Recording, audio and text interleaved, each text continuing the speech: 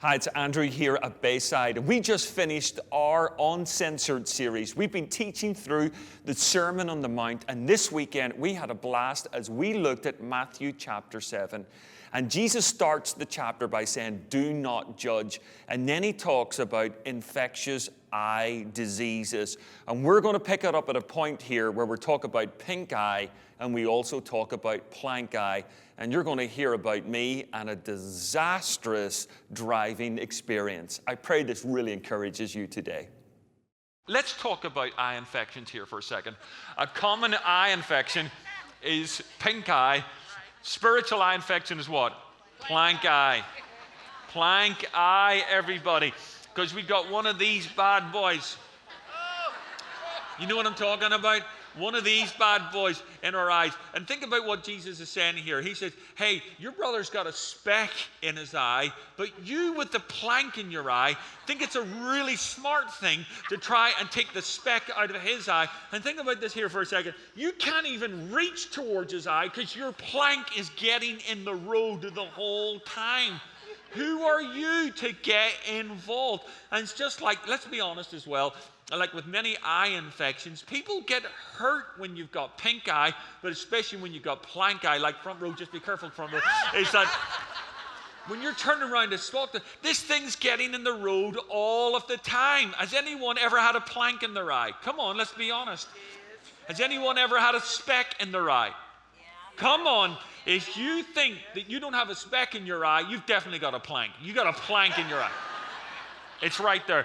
This is what we do. This thing is here all the time. I remember when I was back in Ireland pastoring the church, we used to get teams from America that used to come over and help us, and it was great. One day we wanted to take them out to what's called the Giant's Causeway, a famous tourist spot.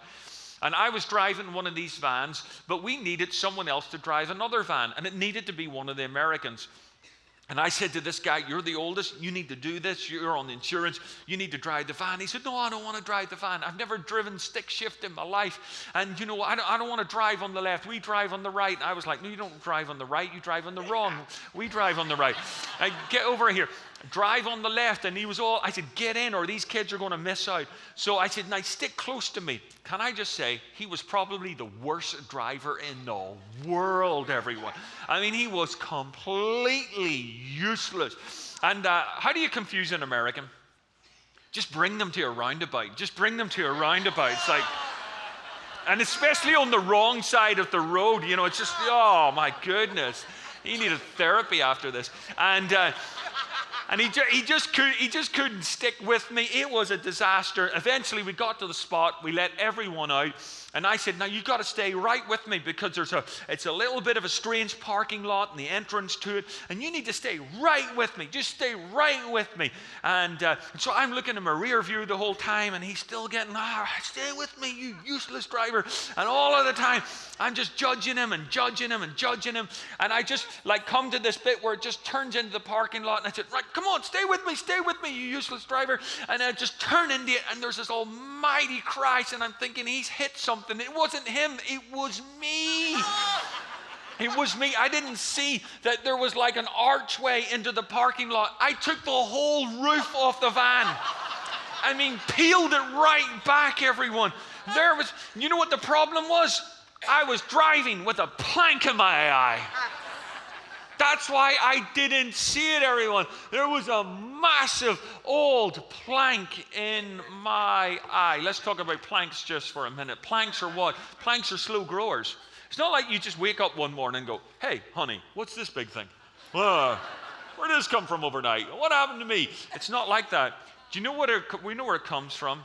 It comes from an unchecked, judgmental attitude, where we just allow this feeling of superiority to grow in our lives. Come on, let's just be honest. Who are we to judge?